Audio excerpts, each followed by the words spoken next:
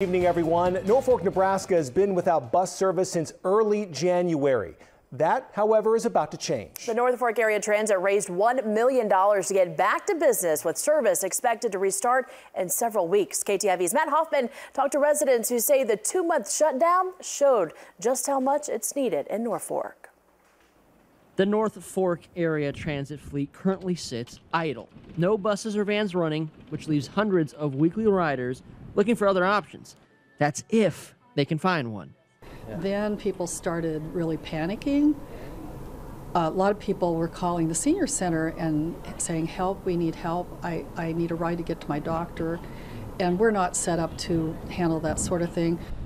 A transit official I spoke with said it will take at least a few weeks for the service to restart, not before April 1st. She says that's because it will take time to pay back all the vendors the system owes debt to and to get these buses back on the road. Our telelift service will be the first service to be put back into place. That's our 24-hour call-ahead service. That's our most popular service. Okay. So that will be first. Then followed by some regional routes as well as a route on our forklift, but that will be down the road a few months. The Senior Center is one of the vendors the bus system owes money to. And the center's Meals on Wheels program often overlaps with those stuck at home without bus service.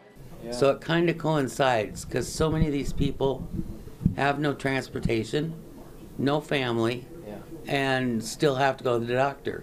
Senior Center patrons say they're ready to see their friends again, to play dominoes and cards once service restarts.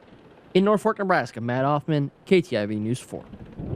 The bus service was able to restart after raising $1 million, as we mentioned. So half of it was donated by the Johnny Carson Foundation. The other half raised by North Fork Area Transit. The donor list not released, but the Norfolk mayor said the city pledged up to $150,000 in funds.